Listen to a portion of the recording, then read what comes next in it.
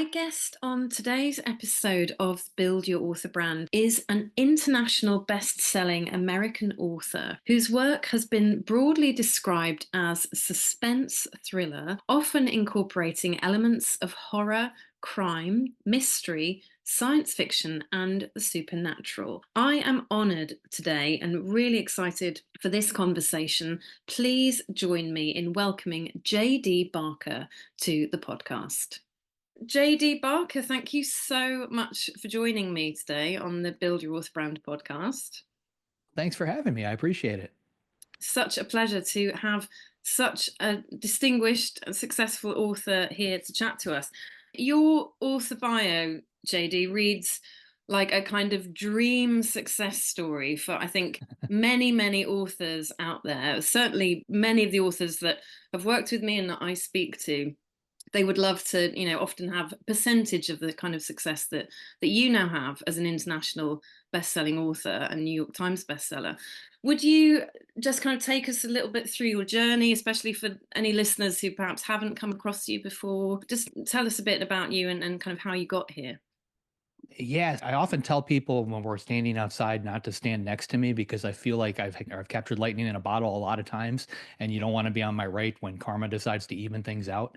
I've been in this industry for a very long time. A lot of people don't realize that. I worked as what's called a book doctor and a ghostwriter for about 23 years before I actually published my first novel. And while I was doing that, I was essentially a hired gun. So agents and publishers, they would hire me to fix a manuscript. So if they bought a book, and it was 90% there, but they couldn't get that author to fix the last 10%, they bring in me. And it could be anything from, like dialogue issues, or the book was too long, pacing was off, whatever. I've always been very good at that sort of thing. Over those 20 some years, I had 6 different books that hit the New York Times list, that came out all with other people's names on the cover that I had essentially written, which gets old after a while. So the sixth one hit up, and I basically decided it's time to make a go of it on my own. At the time, I was kind of trapped. I'd been told from a very early age, writing is a fantastic hobby, but you can't make a living at it. You have to get a real job. So I did what we're supposed to do. I went off to college. I got multiple degrees. I ended up working in the corporate world. And while all those books were hitting, I was doing that at night, and I was working in an office during the daytime. And like it was frustrating because I didn't want to be in that office. I wanted to be a writer, but the more time that passed, the harder it was to walk away from that. I had a big salary, we had a big house, we had cars, we had a boat. Before you know it, that monthly nut gets so expensive you can't just quit the day job. So my wife and I, we sat down. She came up with this crazy plan. She said, okay, we are going to sell everything that we own, which is what we did. We bought a duplex in Pittsburgh, rented out one side to some tenants. We lived in the other side, and basically got our expenses down to next to nothing so that I could quit the job and sit down and write that first book. So it was a pretty difficult, scary decision to make. But I honestly feel like putting my feet to the coals like that, like that's what it took to make me, get it done. I got really lucky with that first book. It was called Forsaken. Stephen King read an advanced copy of it, and allowed me to use some of his characters from Needful Things in the book, which was huge. I mean, that's what essentially, propelled me. I ended up selling a lot of copies of that title. It was indie published, but because it moved a lot, I had no trouble landing on the radar of the traditional guys. And for my second book, which was called The Fourth Monkey, we ended up getting a 7-figure advance with a TV show and a film deal attached. And that was, you would think that would be enough. And like, I thought that was crazy to begin with, but like, it keeps going. Like the more when I list it, like, it just sounds crazy. But after that, Bram Stoker's family read my first book and liked it enough to ask me to write a prequel to Dracula using Bram Stoker's original notes, which was an insanely fun project to work on. And then shortly after that, James Patterson read The Fourth Monkey and asked me to co-author with them. And initially it was supposed to be one book, but we are now 5 books into it, and we're having so much fun working together. It's hard to walk away from that. So my career has been insane. Wow, there's some seriously impressive and yeah, just kind of awe-inspiring things in this. Because obviously, authors listening to this, I work with authors to build their brands, to kind of to start to put themselves on the map in their genre, in their market, to really build their readerships. And going through your story there's a couple of things that really stand out. I think the first thing is that you were able to get Stephen King, obviously hugely renowned worldwide author, to read your story, your book. And one of my questions to you was, what would you say have been some of the biggest kind of needle movers for you in terms of your success? Would that be one of them, that you got Stephen King That to read your work? That was definitely one of them. And I just want to take a step back and just let your audience know, like, all of this played out over the last 10 years. Like, I Mm. published that first book in November of 2014. In November of 2014, I had 0 people on my mailing list. Nobody knew who I was. I didn't have a publishing deal. So these things can happen for anybody. You just have to, like I mentioned, capturing lightning in a bottle. I think you need to kind of take, realize how to do that, or you have to put some thought into doing that. So with the Stephen King thing, I wrote the manuscript. I wrote that one of my characters, like, she had to buy a journal, and just to get the book done, I wrote that she walked into Needful Things and bought it there. Fully expected to have to change that because it's not something you can just do. My wife suggested we try to get King's permission to use it before we make the change, because why not? Worst thing is, his people say no, and I'm right back where I started from. Turns out he's got a house in Florida that's not very far from my parents' house. So we literally printed up the manuscript. We hopped in the car and figured we're going to head over to Steve's house. The thinking was he'll be outside gardening or something. We'll hand him the book. He'll give us a big thumbs up and we'll be on our way. It didn't work that way. So he lives in a little island off the coast. And if you go over a tiny little bridge, and if you make a left, you go to like the public portion of this island. If you make a right, you go towards the entire half that Stephen King owns. There's immediately a no trespassing sign. There was another sign. There was a gate, another gate.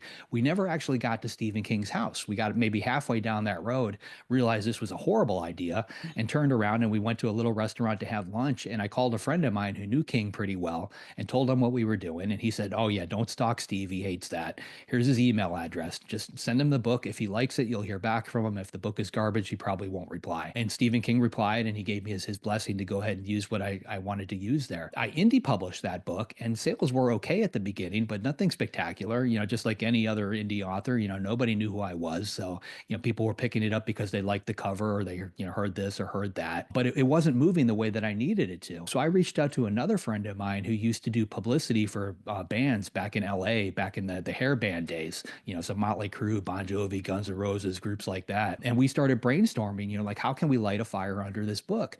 And at one point I told her about this failed trip to Stephen King's house, and she said, "You know what? That's the story."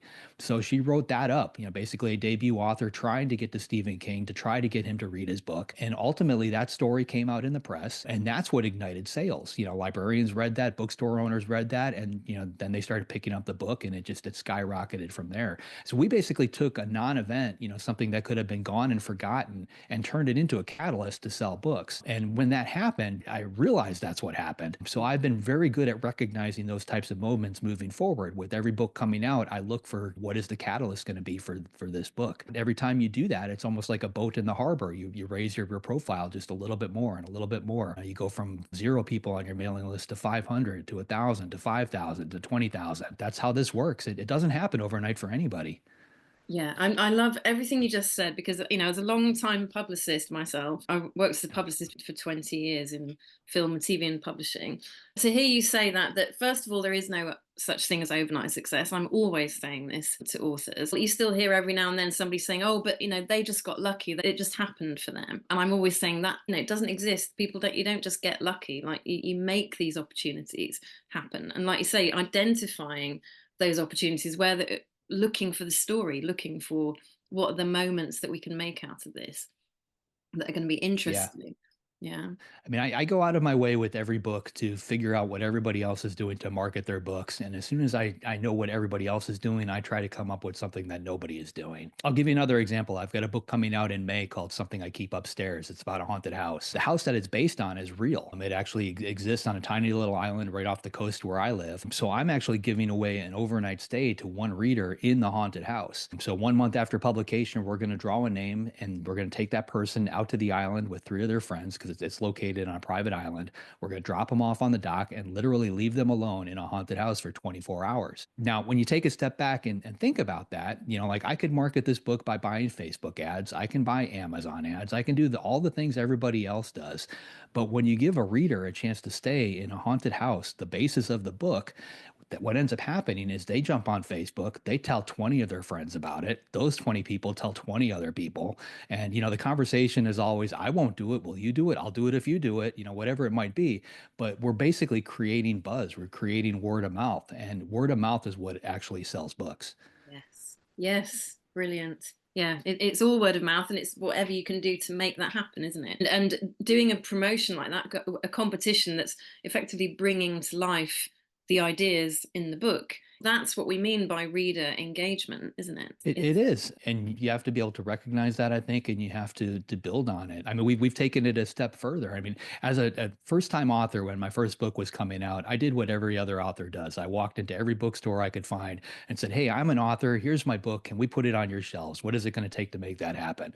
And the truth is, every bookstore, like they can't do it. Like they don't have the shelf space. It's very expensive to be on their shelves, and they have to use it for the books that actually sell. So there's zero incentive for them to take an author that nobody knows and put them on that shelf. So for this same book, to flip this on its head, I added a new contest to the other contest. So for bookstores, we're allowing them posters. We're giving them posters. Anybody that's willing to put one up. The posters have a QR code on it where readers can scan and enter this contest to stay on the island. But we're collecting all of that data. And if the winner comes from your particular bookstore, if you're a bookstore owner, we're giving that store $1,000. So I'm basically spending $1,000. I'm spending the cost of generating posters, but the flip side of that is every bookstore that we've talked to is putting up posters for my book. They're hand selling the book because that's a great talking point. Somebody comes into a bookstore and says, "Hey, what do you have that's coming out?" The first thing they're going to talk about is this haunted house story and how you can stay on the island. So we're creating basically our own echo chamber to move product. That's fantastic. I talked to authors about establishing relationships with bookstores and that kind of thing, but to take it one step further and to turn it into, it's kind of turning it into a game for you, for them, that everybody gets on board and giving them that real incentive is fantastic. Well, it's like anything else in life. They look at it like, what can you do for me? If Yeah. you're that author and you walk through their door, what can you do for them? You have to give them that incentive. You have to make it worth their while. Yes, absolutely.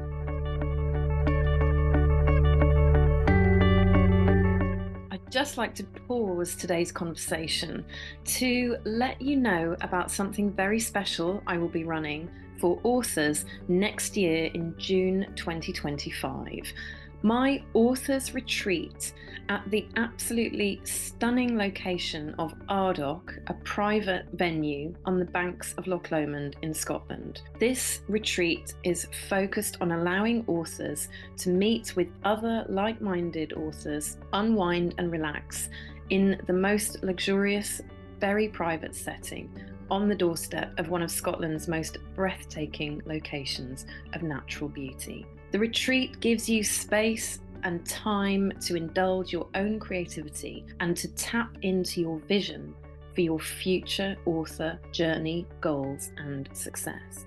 You will be provided with an inspiring, reviving, expansive break away from your everyday world to connect with yourself, your inner creativity, and of course, to have some fun with other authors. Workshops will be included. We'll be working on defining your vision for your author brand and guiding you through the next steps for your author success. We'll be combining these practical workshops with nourishing and nurturing practices, including yoga and a beautiful mindful walk. With the empowerment that comes from being surrounded by a highly supportive and welcoming group of authors who are ready to learn and grow in community, the Authors Retreat is a truly powerful experience. I would love to share it with you. Please go to the website buildyourbrandwithpr.com where you can see all of the details about the retreat. And please do contact me if you have any questions or you could be interested to come along with us. Absolutely. How would you kind of describe your author brand? Like when you think of your author brand, what's the kind of key factors of that? Would you say it's what your readers think of your books or what your books are about? How would you describe that? No, I think it's my voice that actually sells the books in the end. I made a lot of very conscious decisions before I started publishing because being in the industry for as long as I had been, I saw a lot of the mistakes that other people made. I saw what worked and what didn't work. So to give you another example, I love writing horror, but I also like writing thrillers. If you talk to an agent, they're going to tell you you have to pick one or the other and you have to stay in your lane.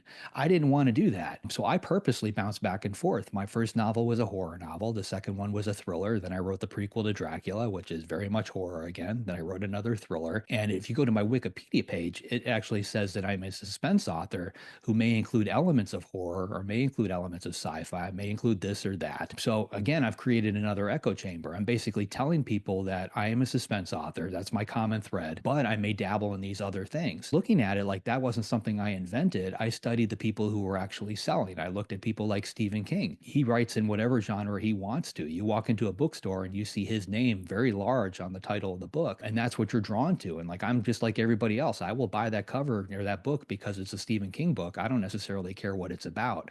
So that's what I've been chasing this whole time. Now, if you're publishing in the traditional world, it's very different because their motivation is to sell whatever book they just bought. They don't care about your brand. If you come in with an existing brand that they can use to sell copies of the book, they'll be all over it. They love that, but that's not their motivation. They want to sell your one book, which is why if you walk into a bookstore, you see a lot of books with the title very large and the author name very small, because that's what the focus is. I've looked at all of that. To me, that's branding. I mean, it's product placement. It's, you're selling a widget in the end. What is the best way to get in front of people, get that name recognition? Just like anything else, people have to see that name 5, 10 times before they remember it, before it triggers that impulse to buy. So you have to be conscious of all of that. Yes. Again, authors listening who are thinking, oh, this is the kind of success that they're only going to dream of. Kind of bring it into relatable terms. Like, what have been the biggest challenges for you 10 years ago when you were starting the whole journey? What have been the most difficult bits of that for you? I think a lot of it, like my second book, The Fourth Monkey, it's a thriller. It's about a serial killer in Chicago. Sold really well on a worldwide basis, and it's still selling today. It was on a bestseller list yesterday, even though it's been out for years and years. When that happens, every publisher wants you to write that same book, but different. They want you to keep doing the same thing over and over and over again, which scares me half to death. It's the last thing that I want to do. So a lot of authors, I think when they're first starting off, they do whatever their agent tells them to. They do whatever their publisher tells them to. You have to realize that those things, what they're communicating to you is what's best for them, not necessarily what's best for you. So you have to decide whether something is good for you, good for your brand, is going to help you, to sell not only this book, but the next book. And you have to be willing to push back, if it doesn't happen. I've made a lot of changes in my world. I'm leading the industry in a lot of different things, coming up with new marketing plans, new publishing models, simply because what's been done in the past to me isn't going to work in the future. And I'm willing to change it. So do you now feel like would you say you're completely in control of your own author brand, your own career path? I feel like I've taken control. So going back to the publishing models, like my first book was indie published, then the second one was traditionally published, the next few were traditionally published. But because I had gotten a taste of being an indie and that freedom that you get, it was very difficult for me to hand over 100%, control to somebody else.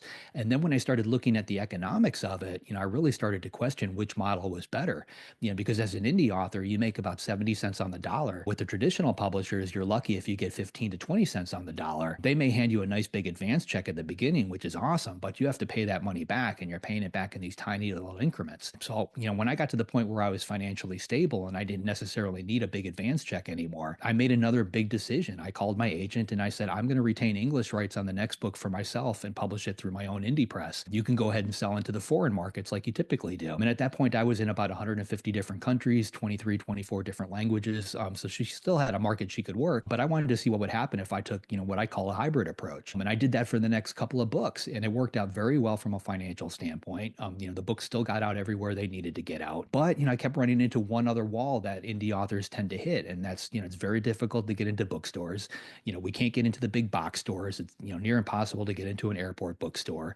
That became the next problem that I wanted to solve. About a year and a half ago, I had a book called Behind a Closed Door. I sent it off to my agent. We immediately got a film deal on it, which caused the publishers to all raise their hand and say, hey, we want that book. So the book was about to go to auction, and I got a phone call from a friend of mine that worked at Random House, and she said, listen, we're about to bid on your book. When that happens, you need to turn it down.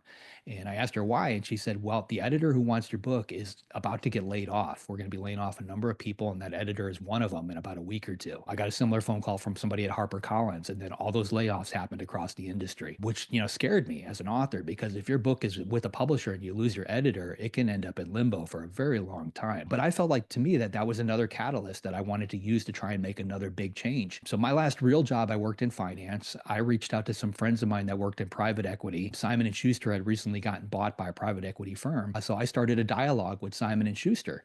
And ultimately, I ended up creating my own imprint on Simon and Schuster, which means I can publish what I want whenever I want, just like an indie could. But I have Simon and Schuster as my backbone, so they handle my print sales and distribution.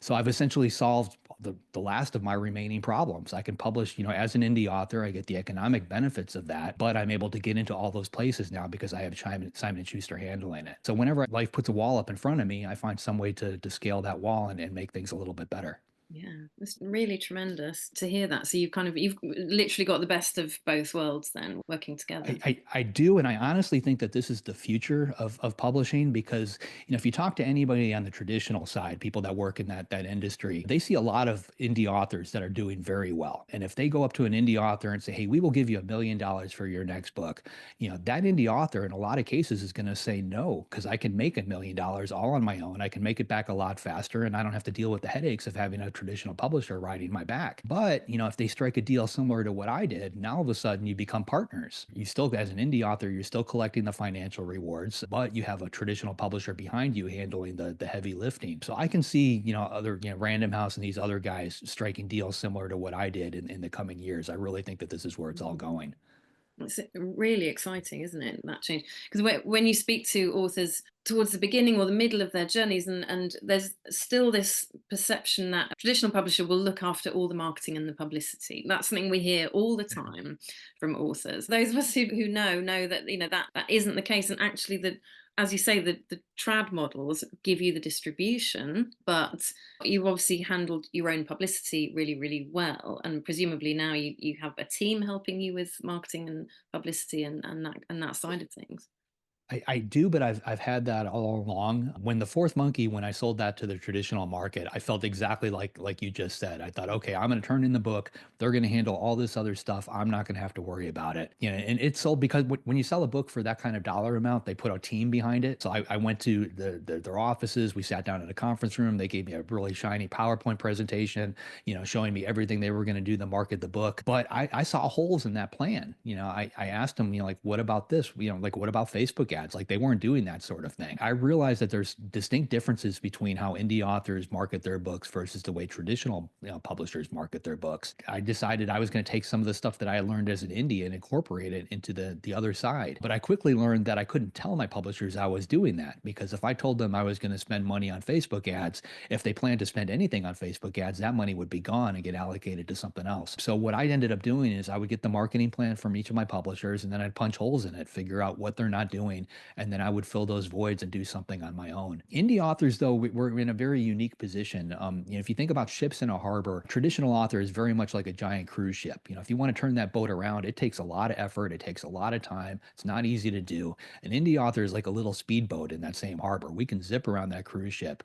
So if we come up with an idea to market a book, like we can literally implement that within hours. We can do whatever we want, and that's something the traditional guys are never going to be able to do. They're doing what indie authors did years ago. It's taken them that long to catch up. They're always a little bit behind. So we've got that edge. It's a hugely exciting time right now to be an indie author, isn't it? And you've obviously taken it to another level by you managed to take pieces from both worlds in a way. So Yeah, I mean, if there's any key takeaway to that, it doesn't matter what size author you are. Like the days of writing a book and turning it in and not having to deal with any marketing stuff on your own are long gone. That only happens in the movies where they have an author writing a book in a cabin and they mail it off to their agent and they're done. Like that just doesn't happen. Like I know a lot of the big name authors, and I can tell you they are hustling. They are, they're doing podcasts, they're doing interviews, they're, doing this, they're doing that. The same stuff the indies do, just on a larger scale, just different numbers, but it's the same things. yes, yeah. What's your biggest piece of advice then for authors who are hoping to one day create the kind of career that you have managed to create now? What's one kind of big piece of advice you'd give? I think you always have to just take a step back and just evaluate your business, figure out what's working and what's not working, double down on the good stuff and then focus on a way to correct the bad stuff. Like I had mentioned earlier, like I'm always looking for the one thing nobody else is doing. There's 2 million books published on average every year, and your book is going to be one of them. So you have to come up with something unique that's going to cause you to stand out in that crowd. And it's not an easy thing. I mean, everything I've done, and we're just touching on some of it. I mean, there's other stuff out there too. Most of it is just a one-off thing. Like it worked one time. It's not something I can repeat. It's definitely not something another author can repeat. If you look at it as a whole, the idea of creating something that nobody else is doing, if you can get creative enough to do that, you can succeed. We're authors. We spend the day being creative. Like you can turn that, that hat and flip it over to the marketing side if you really need to. Yes, yes. So tell us, what have you got coming up next? Future releases and projects. Tell us what's going on. Let's see. I've got a book coming out with James Patterson in about a week called The Writer, which is, I think, our fifth book together. It was a crazy wild ride, a lot of fun to write. Then my next solo title is the one that I mentioned, Something I Keep Upstairs. That one comes out in May. And I'm currently rebooting, and I remember a movie from the 90s called Flatliners. But I'm Mm. writing a novel to reboot that franchise, and I'm having a lot of fun with that. Oh, wow, amazing. Well, thank you so much for speaking to me today. Really enlightening and fascinating to hear about your fantastic career. But yes, thank you very much, JD Barker. Well, thanks for having me.